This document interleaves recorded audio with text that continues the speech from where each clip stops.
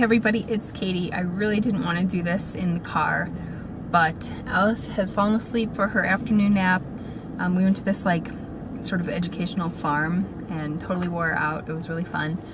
And we have a painter at our house, so I can't just go make a video at home with her awake. I don't know, it's awkward. I went to the park where I sometimes just kind of like hang out while she's sleeping, and I usually park in the shade and it's not that creepy, but today I went to that spot and there was like a woman breastfeeding the baby like really close to where I'd be parking, and I wanted to film and be creepy for her, so now I'm in the sun and there's more traffic and stuff. So anyway, sorry for the car vlog. So I am 10 weeks pregnant today.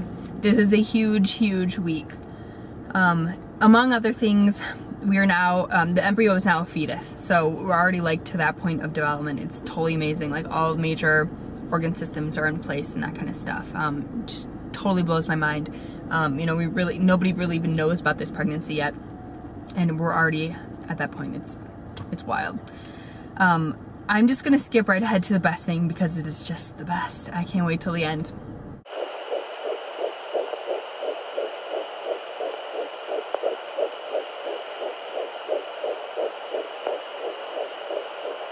Yeah, so I heard the heartbeat for the first time at 9 weeks and 1 day.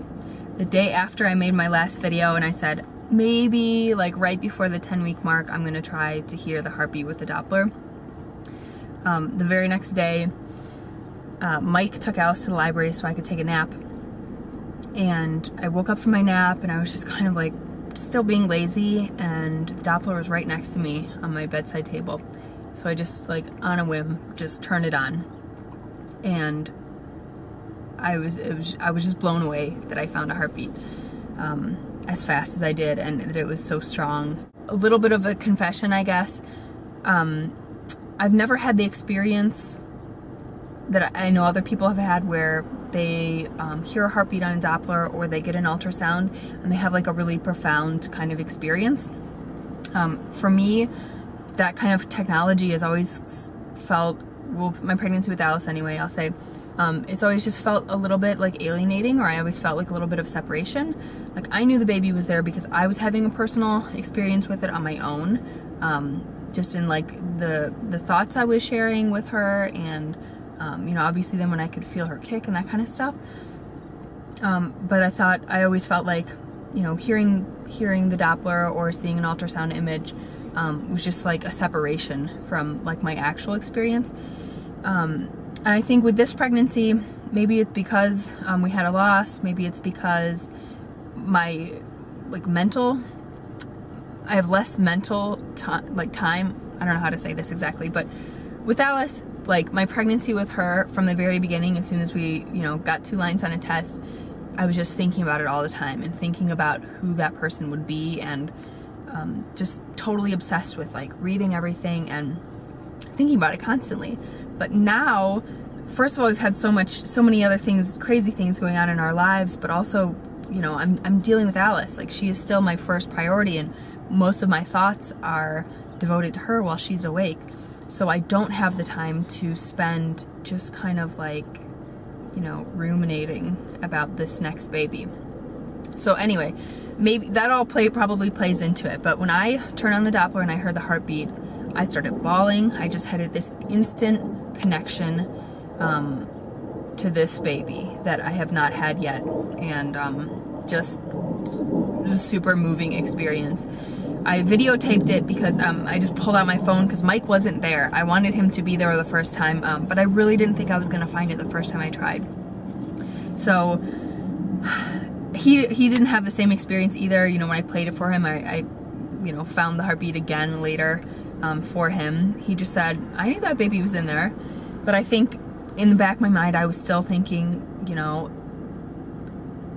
it could still be a miscarriage, it could still be a molar pregnancy or something. Like I just didn't have that feeling that I knew that there was like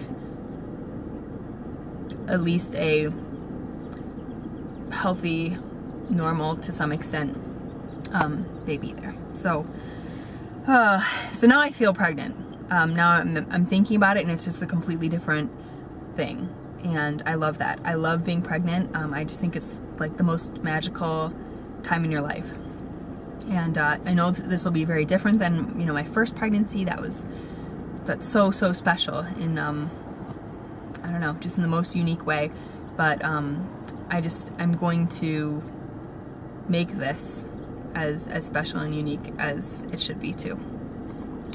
So gosh, I've just been reflecting so much since then. You know, like I said, I've been just so connected to this pregnancy, and just thinking so much about how much Mike and I wanted Alice, how much Mike and I want this baby. And just, you know, I've just been like a little emotional wreck. Sorry, Mike. Been really moody and stuff. Anyway, so I guess I'll talk about symptoms.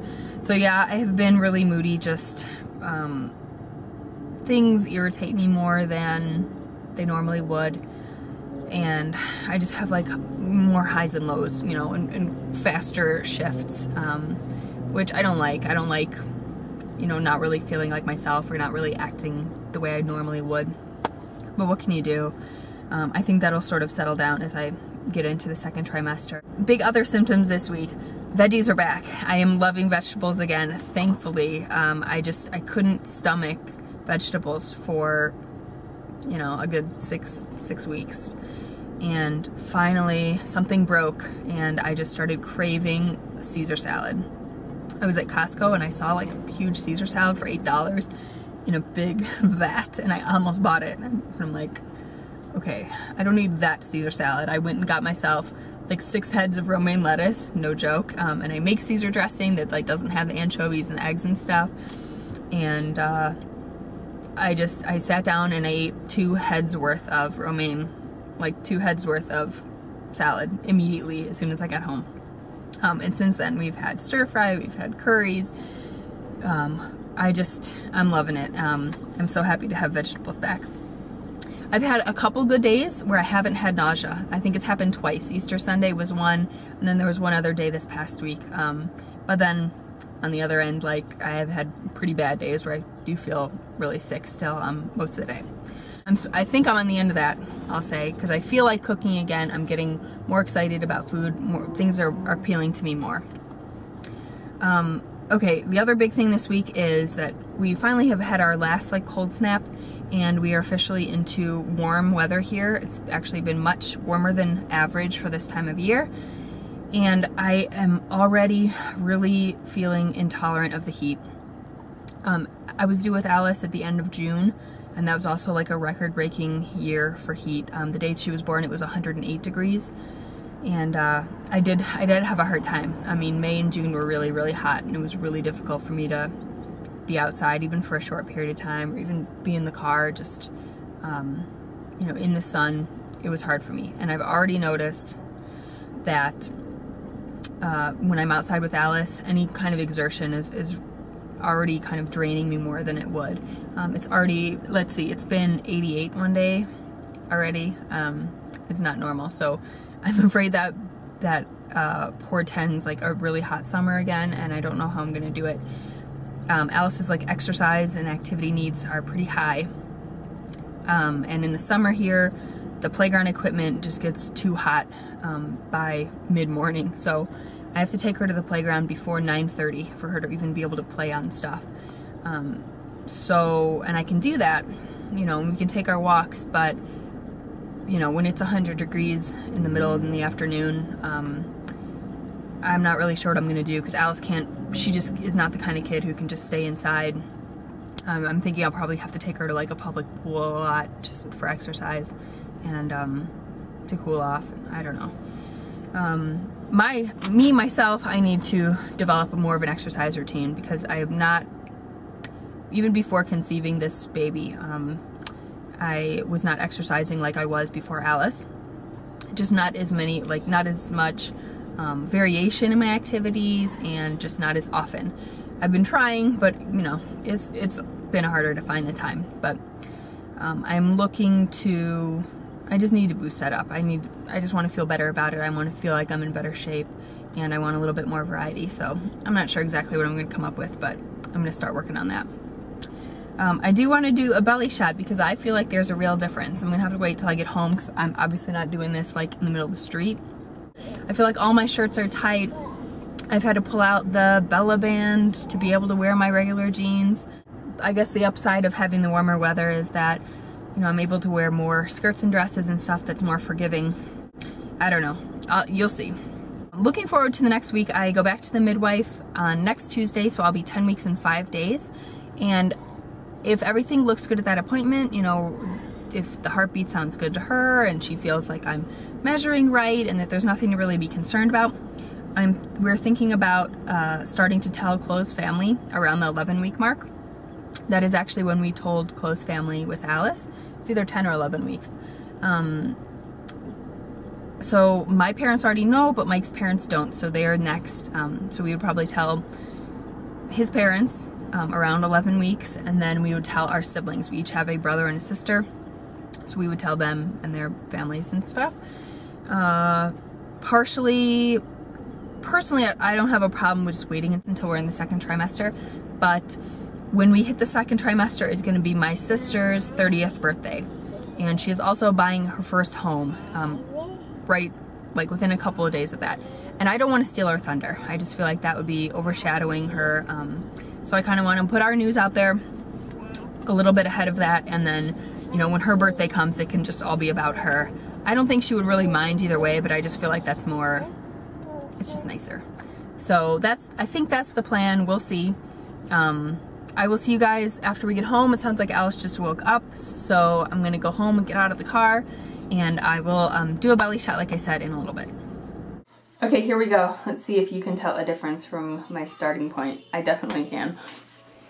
Okay, so this is a shirt that was never tight here before, and I can't button my shorts comfortably, so I'm all scandalous. So now I know that my uterus is still like pretty small, like it's still down here somewhere, but so I don't know if it's just fat or my uterus is already like pushing everything up, and because everything is like all stretched out, my abs aren't as tight as they were before, you know, everything is just like releasing faster. But look at that. I don't know. To me, it's a really big difference. Yeah. So 10 weeks,